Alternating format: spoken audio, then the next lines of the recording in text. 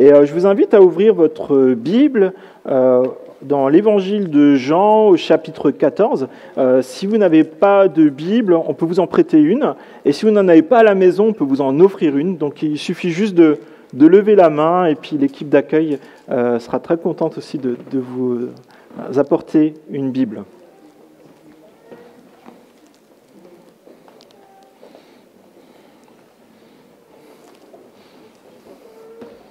Donc Jean, chapitre 14.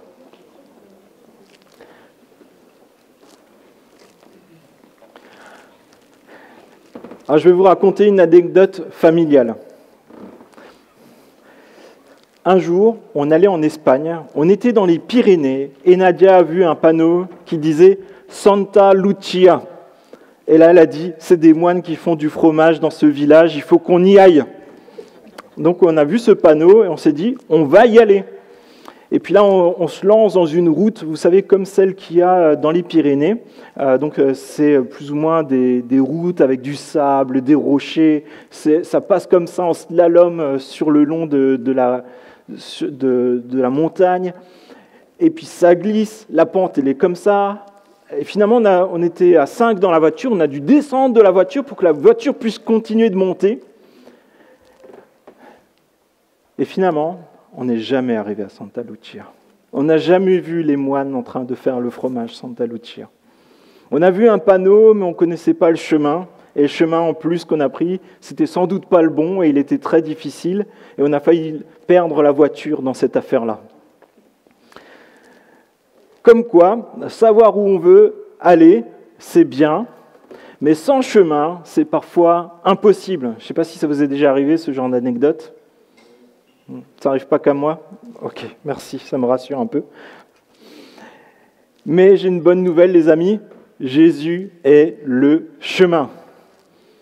Jésus est le seul vrai chemin vers la vie et pour l'éternité. Et ce matin, je voudrais que tu repartes avec vraiment 3 encouragements forts. Jésus te prépare une place dans la maison du Père. On l'a chanté. Aujourd'hui, on va en parler même. Et Jésus est le chemin qui te mène vers le Père. Et Jésus te fait connaître le Père. Et je propose qu'on lise ça dans l'Évangile de Jean, chapitre 14, à partir du verset 1 à 7. Et Nicolas, si tu veux bien défiler en même temps que je vais lire, ça serait sympa. Que votre cœur ne se trouble pas. Croyez en Dieu. Croyez aussi en moi.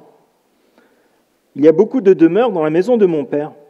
Si ce n'était pas le cas, je vous l'aurais dit. Je vais vous préparer une place.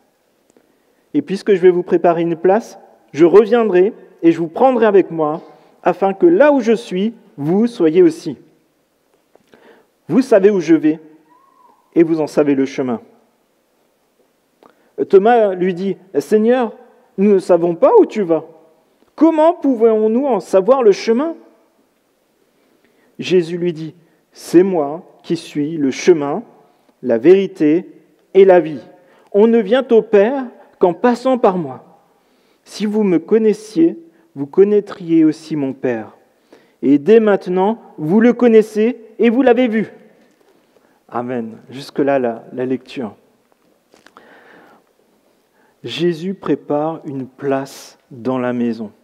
Il faut savoir que Jésus, au moment où il dit ces paroles, que votre cœur ne se trouble pas, il vient de vivre des temps difficiles avec ses disciples.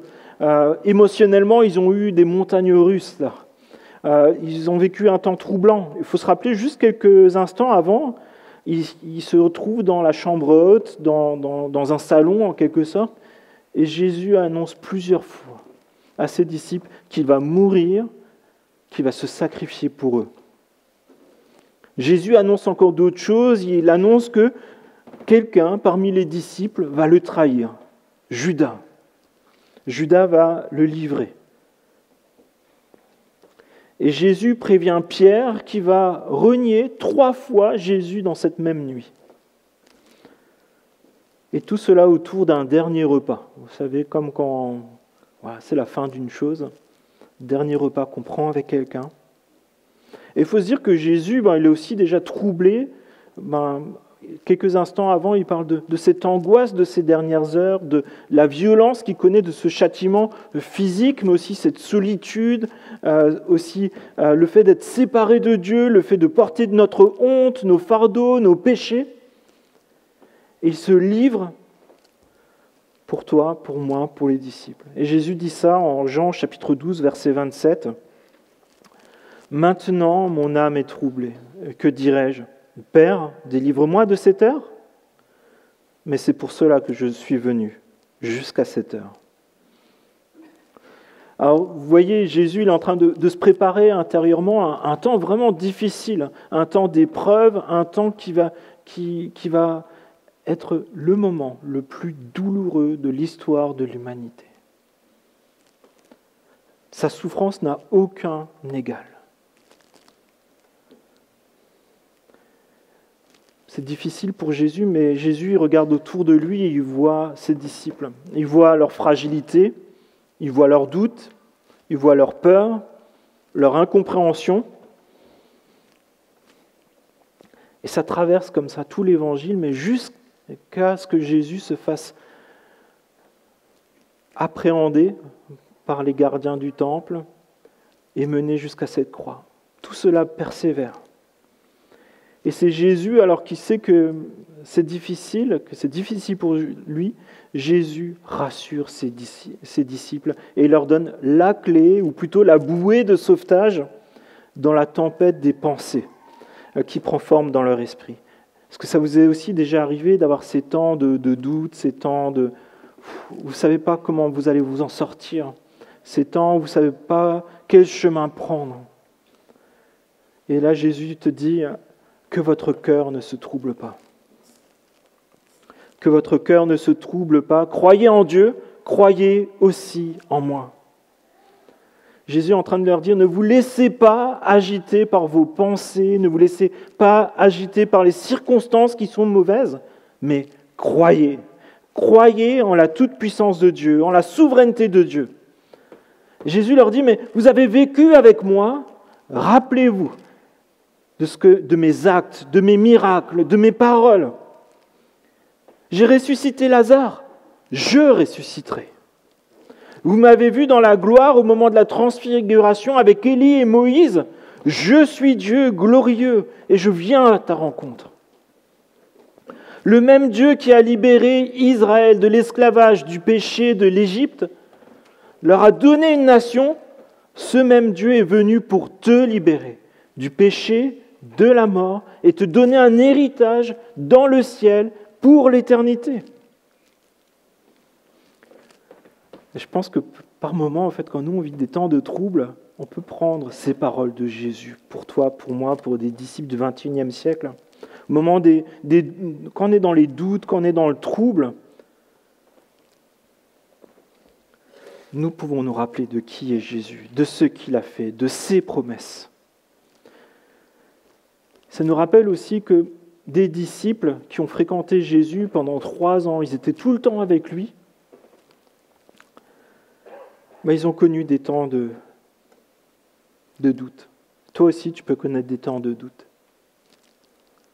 Tu n'as pas besoin d'être un super chrétien, tu as besoin d'être un disciple de Jésus-Christ qui revient à Dieu, qui te rappelle que tu crois en Jésus et tu crois en la puissance de Dieu. Tu n'es pas différent de ces disciples-là. Mais toi, tu peux aussi prendre cette solution pour toi. Il y a une seule solution. Lorsque nous sommes dans le trouble et dans l'incompréhension, crois en Jésus. Crois en les promesses de Jésus. Crois en l'amour de Dieu, sa présence. C'est là où tu trouveras ta consolation dans tes angoisses, dans les épreuves, dans les déceptions. Et Jésus te donne justement cette promesse, verset 2. Il y a beaucoup de demeures dans la maison de mon Père. Si ce n'était pas le cas, je vous l'aurais dit. Je vais vous préparer une place. Je vais te préparer une place. Et Jésus, là, il est en train de te dire, en fait, il y a la maison de mon Père, c'est aussi ta maison. C'est une maison, vous savez, c'est la maison où il y a le barbecue familial, où on se met tous autour, on fait nos grillades ensemble, on vit dans une proximité. Dans cette maison, il y a plusieurs appartements, plusieurs pavillons, peut-être plusieurs maisons dans le domaine. où chacun a sa place à proximité de Dieu le Père et de Christ. Pour vivre des temps familiaux, on l'a lu aussi avant, des temps où on apprend encore à s'aimer, apprendre à aimer Dieu, apprendre encore à faire de belles choses pour Dieu. Et ça se continuera jusque dans l'éternité. Et là aussi, dans cette maison, dans ces temps, dans famille, il y a une place pour chacun d'entre nous. Pour chacun de ceux qui croient en Dieu et qui sont réconciliés avec Dieu par Jésus-Christ. En Apocalypse, au chapitre 21, il est dit cela. « Voici le tabernacle de Dieu parmi les hommes.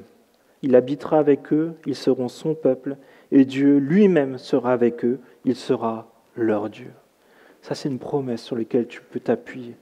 Dieu sera de toute l'éternité avec toi, il habitera avec toi. Et là, dans cette maison, il n'y aura plus de mensonges, il n'y aura plus de ténèbres, il n'y aura plus de maladies, il n'y aura plus de tristesse, mais il y aura la gloire de Dieu qui sera la lumière dans ce lieu. C'est aussi dans Apocalypse, toujours au chapitre 21. Dieu est la lumière pour l'éternité. Et Jésus va revenir, il le promet. Il va revenir pour nous chercher, nous amener dans la vie éternelle. Verset 3. « Et lorsque je m'en serai allé, et que je vous aurai préparé une place, je reviendrai. Et je vous prendrai avec moi, afin que là où je suis, vous y soyez aussi. » C'est une promesse de Jésus. Mais est-ce que tu es prêt à suivre Jésus jusque dans sa maison céleste ? Est-ce que je vis aujourd'hui pour le monde présent ou est-ce que je vis pour l'éternité dans la maison avec Dieu ? Aujourd'hui, où est-ce que j'en suis ? Est-ce que je suis prêt, si Jésus revient, à le suivre ? Alors c'est vrai qu'il y a beaucoup de choses qui sont importantes à faire dans notre quotidien. Et la Bible nous dit que tout ce qu'on fasse, que l'on mange, que l'on boive, que l'on travaille, que l'on étudie, que l'on s'occupe de sa famille, qu'on fasse des travaux ou autre, que ça soit pour sa gloire et son adoration. Et ça, c'est encourageant. Et c'est vrai que parfois dans notre vie, en fait, il y a des grands moments, en fait. Mais il faut le voir à l'échelle de l'éternité entière, en fait. C'est vrai que, vous savez, il y a une corde, alors je ne sais pas combien de kilomètres j'ai sous l'estrade, là, mais en tout cas, il y a de la longueur. Peut-être pas avec celui-là, d'ailleurs. Mais c'est vrai que parfois, dans notre quotidien, à l'échelle de l'éternité, on est là. Ah, bon, ben là, je vais faire les courses. Là, je vais aller m'occuper des pneus de la voiture. Là, je vais me marier. Il faut quand même le faire. Hein. Amen, mariez-vous. Là, je vais me faire baptiser. Là, je vais accueillir les enfants. Ah, super. Hein. Là, je vais préparer le repas pour ma femme. Là, galère. Le lave-vaisselle tombe en panne. Demain, c'est culte. Je vais être avec mes frères et sœurs, on va louer Dieu ensemble, super. Mais vous voyez, ça c'est un peu l'échelle d'une vie avec des moments que Dieu bénit, des moments où Dieu est notre consolation dans nos difficultés. Mais j'ai envie de vous dire, regardez à tout le reste. Regardez à toute l'éternité qui est encore après. C'est encore long l'éternité. Et la question qui se pose pour chacun d'entre nous, c'est dans toutes ces petites choses du quotidien, comment adorer Dieu, mais comment lever nos yeux pour voir l'éternité à venir ? Pour que nos yeux soient focus sur la gloire de Dieu. Pour que nous n'ayons pas une vision seulement sur la vaisselle qui tombe en panne, c'est la galère quand ça arrive, mais nous rappeler que dans le ciel, nous serons avec Dieu dans sa maison. Et que ce que nous faisons aujourd'hui, comment est-ce que ça peut avoir un impact et un fruit pour l'éternité ? À chaque fois qu'on passe du temps avec un voisin, qu'on l'encourage, peut-être qu'on parle de Jésus, qu'on donne une Bible manga, qu'on donne un bonbon. Est-ce que tout ça, ça contribue à faire connaître Dieu pour avoir du fruit jusque dans l'éternité ? C'est pour ça que je nous encourage vraiment à lever nos yeux et voir pour l'éternité qui vient, quel est l'objectif de Jésus pour toi. Il y a quelques années, j'avais discuté avec un homme qui fréquentait la même église que nous, et on parlait du retour de Jésus. Et il m'a dit quelque chose qui était assez troublant, et sur le moment, je n'ai pas réagi, mais il a dit, en fait, moi, je ne suis pas pressé que Jésus revienne. Je ne suis pas pressé que Jésus revienne. Alors bien sûr, on a des choses à faire, on peut profiter du quotidien, ce que Dieu désire, mais ne pas être pressé que Jésus revienne, c'est ne pas comprendre les bonnes choses que Dieu a pour nous pour l'éternité entière. Et cette personne, finalement, s'est détournée de la foi, s'est détournée de sa famille, et est partie dans le complément dépravation. Si nous ne savons pas où nous allons, nous ne savons pas comment faire dans notre quotidien. Qu'est-ce qui a de la valeur ? Et c'est pour ça que je nous pose cette question, est-ce que je suis prêt ? Est-ce que je suis prêt, au moment où Jésus revient, à le suivre et à emprunter ce chemin ? Est-ce que c'est mon objectif ? Est-ce que c'est ce pourquoi je vis aujourd'hui ? Pour ça, je veux vraiment t'encourager, ne te laisse pas troubler par les événements. Cet après-midi, on va avoir notre frère Salé qui va être là, qui va nous parler de la persécution, de comment l'Église vit la persécution dans son pays. Mais ne nous laissons pas troubler. Prenons exemple sur nos frères et sœurs qui vivent ces temps difficiles et croyons en Jésus-Christ, dans les promesses de Jésus qui sont sûres et certaines. Jésus t'a préparé ta place dans la maison du Père. Jésus est le chemin vers le Père. Jésus veut te donner des certitudes pour l'éternité. Il veut donner des certitudes pour que les disciples de Jésus-Christ ne soient pas ébranlés. Et Jésus est en train de préparer ses disciples à des heures sombres qui vont arriver très rapidement. Verset 4. « Vous savez où je vais et vous en savez le chemin. » Jésus est en train de leur dire, je vous ai préparé depuis des mois, depuis des années à être des disciples et à connaître ce chemin, à poursuivre l'annonce de l'Évangile à travers tout le monde et afin que vous soyez des ambassadeurs de la réconciliation avec Dieu le Père.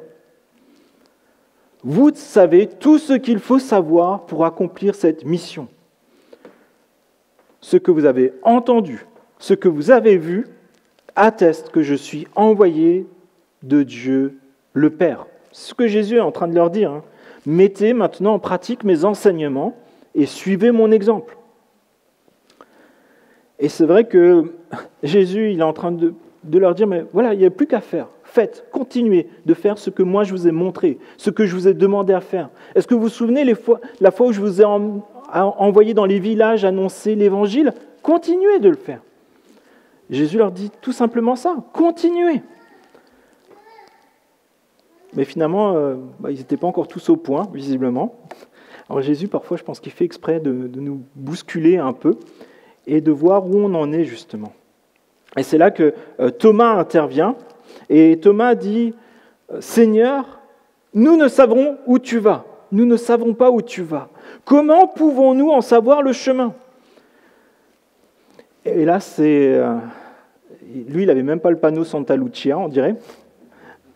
Mais il veut suivre Jésus, et c'est ça qui est important. Et Thomas, il est souvent présenté comme l'incrédule de service.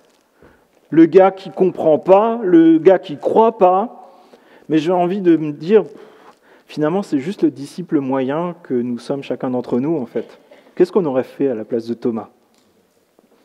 Nous voyons des miracles, des prophéties qui s'accomplissent, comment Jésus a accompli tout ce que les prophètes avaient dit de lui. Nous voyons dans notre quotidien combien Dieu transforme les cœurs, les vies, les circonstances lorsqu'on le connaît et qu'on apprend à le connaître.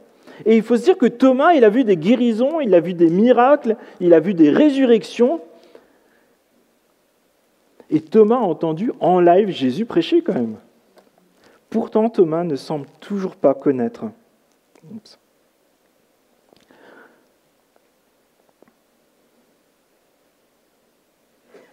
Pourtant, Thomas ne semble toujours pas connaître Jésus. Il ne semble toujours pas connaître Jésus, la volonté de Jésus pour ses disciples et la raison finalement même de pourquoi Jésus est venu dans le monde. Et moi je me dis, mais est-ce que nous, on sait qui est Jésus ? Est-ce qu'on sait pourquoi Jésus est venu dans le monde ? Est-ce qu'on sait où se trouve Jésus aujourd'hui ? Est-ce qu'on sait pourquoi nous sommes l'église de Jésus-Christ à Varennes et dans le sud du département de la Seine-et-Marne. Est-ce qu'on sait pourquoi on est là? Et dans cette tempête de doute, d'agitation, d'inquiétude, Jésus te dit et leur dit, « Je suis le chemin, la vérité et la vie. Nul ne vient au Père que par moi. » Jésus est ta boussole. Il t'indique où tu es et où tu dois aller. Ce que Jésus a préparé pour toi. Et Jésus est parti te préparer ta place dans la maison du Père. Et quand Jésus dit il est parti préparer ta place, ce n'est pas forcément qu'il est en train d'aménager la déco de ta chambre, c'est que Jésus est surtout parti construire ce chemin vers la maison du Père. Parce que vous savez, ce qu'il y a entre nous et la maison du Père, c'est un gouffre, le gouffre du péché, le gouffre de notre désobéissance à Dieu, le gouffre de tout ce qu'on fait qui n'obéit pas à ce que Dieu nous demande, le gouffre de notre honte, de notre culpabilité, de la mort. Et Jésus, il est venu construire un pont pour être réconcilié avec le Père. Un pont pour connaître la vie éternelle. Et Jésus lui-même devait mourir et ressusciter pour construire ce pont. C'est Jésus lui-même qui est au-dessus de ce gouffre. Et c'est pour ça que Jésus te dit « Je suis le chemin ». Il faut que tu passes par Jésus pour arriver à être réconcilié avec Dieu. Il faut que tu passes par Jésus pour entrer dans la maison du Père. Il faut que tu passes par l'obéissance, par l'engagement, par la volonté de suivre Jésus pour arriver dans la maison du Père. Mais surtout, il faut que tu reconnaisses que Jésus est ton sauveur. Jésus est ton chemin. Jésus est celui qui t'emmène, qui te réconcilie avec le Père. Vous savez, le chemin, il y a une expression en français qui dit que tous les chemins mènent à Rome, mais j'ai envie de te dire tous les chemins ne mènent pas à la maison du Père. Il y a plusieurs façons de rencontrer Jésus, oui, mais il y a seulement la foi en Jésus-Christ en tant que Sauveur et Seigneur, en tant que chef de ta vie, qui t'emmène à la maison de Dieu. Il y a plusieurs façons de rencontrer Jésus, mais il y a un seul Jésus, un seul évangile et une seule foi. Un seul pont pour franchir le gouffre du péché et de la mort. Et la Bible nous indique que nous pouvons nous approcher de Dieu, nous pouvons parler à Dieu, nous pouvons être réconciliés avec Dieu, mais il y a un seul chemin, et ce chemin, c'est Jésus-Christ. 1 Timothée 2 nous dit « En effet, il y a un seul Dieu, un seul médiateur entre Dieu et les hommes, un homme, Jésus-Christ, qui s'est donné lui-même en rançon pour tous. » Et puis il y a la question de la vérité. Jésus est la vérité. Ce n'est pas une parole en l'air, c'est une parole sûre et certaine. Jésus est venu accomplir tout ce que Dieu avait dit de lui. Et Jésus est venu pour te donner sa vie pour toi, mais il est reparti dans la maison du Père pour te préparer ta place, mais il t'a donné le Saint-Esprit, l'Esprit de vérité, c'est ce qu'on trouve au verset 16. « Et moi je prierai le Père et il vous donnera un autre consolateur, afin qu'il demeure éternellement avec vous, l'Esprit de vérité, que le monde ne peut recevoir, parce qu'il ne le voit point, ne le connaît point, mais vous, vous le connaissez, car il demeure avec vous éternellement. » Jésus nous a donné le Saint-Esprit, l'Esprit de vérité, pour qu'il demeure éternellement avec toi. Pour le recevoir, il faut connaître Jésus. Il faut emprunter le chemin de Jésus. Et enfin, il y a la vie. Lorsque Jésus parle de préparer une place dans la maison de son Père, ce n'est pas pour y passer temporairement. Vous savez, comme quand peut-être vous allez en vacances et vous arrêtez à Auxerre pour faire une pause avant de redémarrer. Non, c'est pas ça. C'est une adresse définitive où tu vas résider définitivement pour toute l'éternité.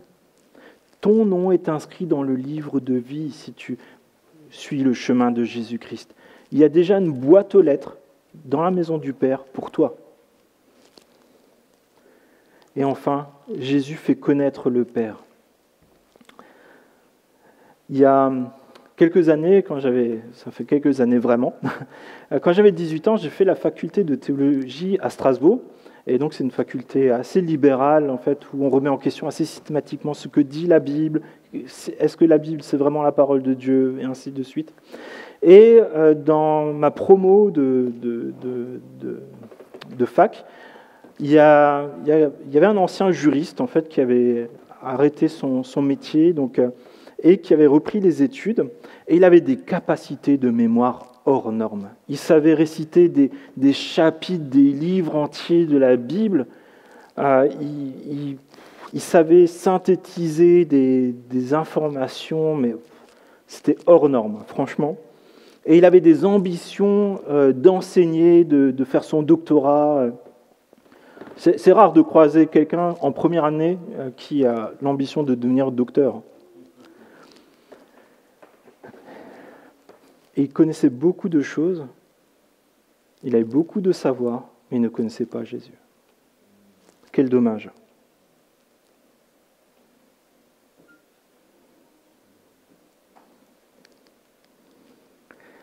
Et Thomas, lui, parle de savoir. Il parle des informations. Il parle d'itinéraire. Il parle de chemin. Et peut-être que nous aussi, après plusieurs années de vie chrétienne, on parle souvent peut-être aussi de savoir, en fait, de connaissances intellectuelles, culturelles, morales, bibliques. Et c'est des bonnes choses. C'est une bonne chose de connaître la Bible, de connaître ce que Dieu désire, et c'est important de le cultiver. Mais là, Jésus, moi, ce qui m'a frappé en préparant ce message, c'est que Jésus nous ramène à l'essentiel au verset 7. « Si vous me connaissiez, vous connaîtriez aussi mon Père.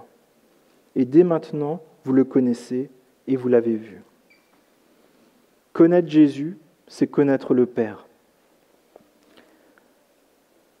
Et Jésus leur dit, « Vous m'avez vu, vous avez vu mon Père. » La façon de vivre et de faire de Jésus révèle qui est Dieu le Père. Et oui, les connaissances sont utiles, encourageantes, solides, mais seulement si elles sont à la lumière de la personne de Dieu le Père. Sinon, on peut être comme cet ami qui connaissait la Bible, mais par cœur, qui avait un génie dans la façon d'expliquer les choses, de synthétiser, mais il ne connaissait pas Jésus, il ne connaissait pas le Père, et il n'avait pas sa boîte aux lettres dans la maison du Père. Quelle tristesse. Et ça nous encourage, je pense, qu'on soit jeune chrétien, plus vieux chrétien, ou peut-être quelqu'un qui est en train de commencer à cheminer, à se dire, l'essentiel, c'est de connaître Jésus, la personne de Jésus. Le reste, ça va venir. Mais il faut se rappeler qu'autour de Jésus, en fait, il y avait les pharisiens, ils connaissaient beaucoup de choses, ils avaient beaucoup de règles, mais ils ne connaissaient pas le Père. Et Jésus était très dur avec eux.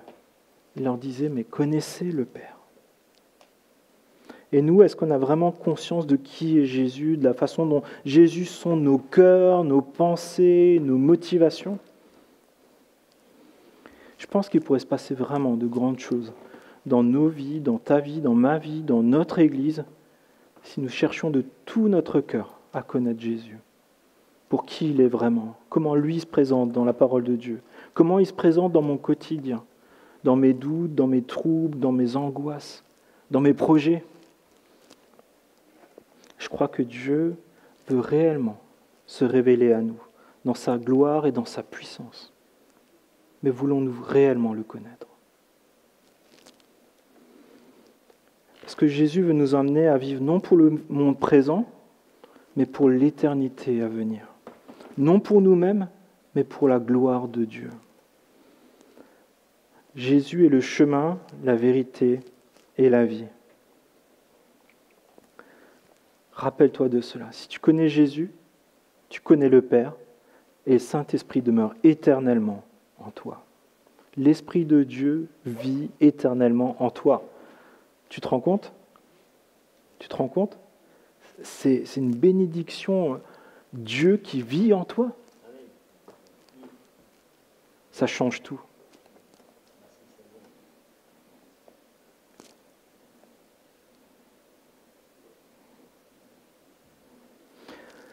Que ton cœur ne se trouble pas. Et je veux nous rappeler peut-être quelques vérités qu'il y a dans ce passage. Il y a une place pour toi dans la maison du Père. Amen.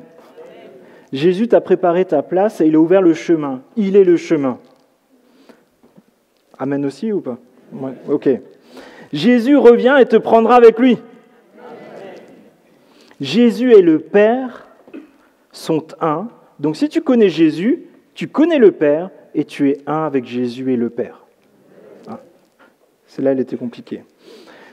Jésus te donne le Saint-Esprit, il est avec toi maintenant et pour toujours, dans l'éternité, mais aussi maintenant. Le Saint-Esprit est la vérité, la présence de Dieu, la clé, ta clé pour la maison de ton Père. Il est ton consolateur. Et c'est pour ça que j'ai envie vraiment de t'encourager, peut-être, je ne sais pas où tu en es aujourd'hui avec Jésus, je ne sais pas comment tu le connais, j'ai envie de t'encourager vraiment à le connaître, pour qui il est réellement. Et je t'invite vraiment à franchir ce pont au-dessus du péché, au-dessus de la mort, au-dessus de la honte et de la culpabilité, en faisant confiance à Jésus. Franchis ce pont. Ce pont, tu as juste besoin de dire, voilà, je suis pécheur, je n'arrive pas tout seul. J'ai besoin de Jésus. Jésus, il a donné sa vie pour moi. Je veux le remercier pour cela. J'accepte d'être réconcilié avec le Père, j'accepte de franchir ce pont et j'accepte de suivre Jésus. Je m'attends à ce que Jésus revienne et je veux vivre avec lui pour l'éternité. C'est juste ça l'évangile de Jésus-Christ. Et enfin, c'est aussi pour nous, pour notre quotidien en tant que disciples de Jésus-Christ. Je pense que c'est vraiment... On peut facilement être tiraillé par les choses du quotidien, mais peut-être juste se dire je veux vivre pour l'éternité dans la gloire de Dieu. Comment est-ce qu'aujourd'hui je peux faire un pas pour porter du fruit pour l'éternité? Qu'est-ce que je peux faire? Parler avec un voisin, participer à un temps de prière, participer peut-être avec un frère à lire la Bible ensemble, s'encourager. C'est ce qu'on appelle un groupe de croissance dans notre église, c'est de se dire toutes les semaines ou toutes les 2 semaines, on se voit avec un frère ou une sœur, on lit la Bible ensemble et on s'émerveille ensemble de qui est Dieu pour nous. Des choses simples. Parfois on veut faire des grandes choses, mais en fait c'est dans notre quotidien que commence l'éternité. Et je vous invite à prier pendant ce temps que l'équipe de louange se met en place. Oui Père, je te remercie parce que tu as envoyé Jésus pour nous montrer le chemin vers le Père. Et nous sommes reconnaissants pour cela. Nous ne savions pas où nous allions, nous ne savions pas même où nous étions, mais tu nous as révélé que nous étions loin de toi, que nous étions rebelles à toi et que tu as un projet de réconciliation, de paix, de joie et de victoire en toi. Et je te remercie parce que tu as envoyé Jésus pour cela. Je te remercie parce que Jésus a souffert à la croix pour nous. Je te remercie parce que Jésus est mort à la croix, mais il est ressuscité pour nous préparer notre place dans la maison du Père, pour préparer ce chemin vers la réconciliation avec toi, Seigneur mon Dieu. Je te prie, s'il te plaît, qu'aujourd'hui tu nous donnes peut-être la possibilité de faire un pas de plus pour te connaître tel que tu es réellement, Seigneur. Un pas de plus pour commencer à vivre notre éternité maintenant et aujourd'hui. Une éternité dans ta vie abondante, Seigneur mon Dieu. Aide-nous, s'il te plaît, à t'adorer dans chacun de nos gestes du quotidien, que nous mangeons, que nous buvions, que nous travaillons.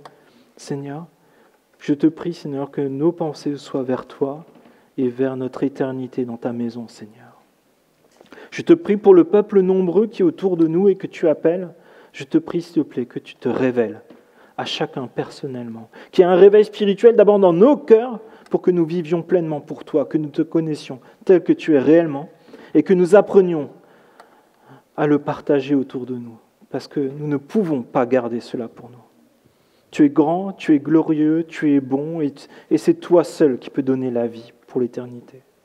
Seigneur, je te prie que nous puissions vraiment repartir de ce lieu rempli de ton Saint-Esprit pour vivre ta gloire dans notre quotidien. Je te prie dans le nom de Jésus. Amen.